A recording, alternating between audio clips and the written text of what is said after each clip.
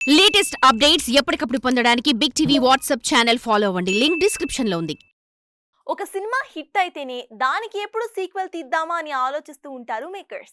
అదే సినిమా భారీ block buster అయితే వెంటనే పార్ట్ 2కి కొబ్బరికాయ కూడా కొట్టేస్తూ ఉంటారు. పుష్ప సీక్వెల్ కి జరిగింది కూడా ఇదే. బాక్స్ ఆఫీస్ వద్ద భారీ హిట్ పడగానే పుష్ప 2 సెట్స్ మీదకి వెళ్ళిపోయాడు సుక్కు.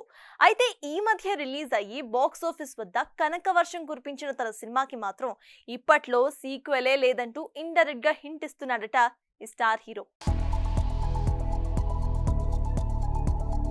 దేవర అనేక అంచనాల మధ్యన విడుదలైన ఈ సినిమాకి సీక్వెల్ ఉంటుందని సినిమా క్లైమాక్స్ లోనే తేల్చేశాడు డైరెక్టర్ కొరటాల శివ.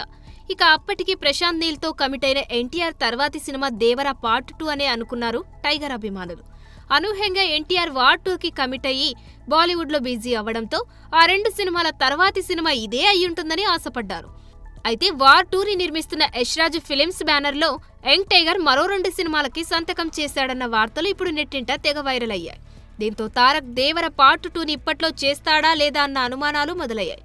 మరోవైపు ప్రముఖ బాలీవుడ్ దర్శకుడు తారక్కి స్క్రిప్ట్ వినిపించారని, అన్నీ అనుకున్నట్లు జరిగితే ఈ చిత్రం 2025 చివరి నాటికి ప్రారంభమవుతుందని భావిస్తున్నారు. ప్రస్తుతం ఎన్టీఆర్ వార్ 2, ఆ తర్వాత సెట్స్ కి వెళ్లే ప్రశాంత్ నీల్ డ్రాగన్ పైన ప్రధానంగా దృష్టి సారించాడని తెలుస్తోంది. మరోవైపు 2 సినిమాల తర్వాత తారక్ యశ్రాజ్ సినిమాకి పనిచేస్తున్నారంటే దాని అర్థం యంగ్ టైగర్ దేవర సీక్వెల్ పై దృష్టి సారించకపోవడం వల్లనే అంటూ గుసగుసలు వినిపిస్తున్నాయి.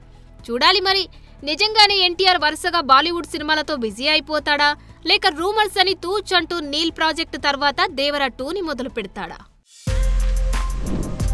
For more videos like this, subscribe Big TV channel.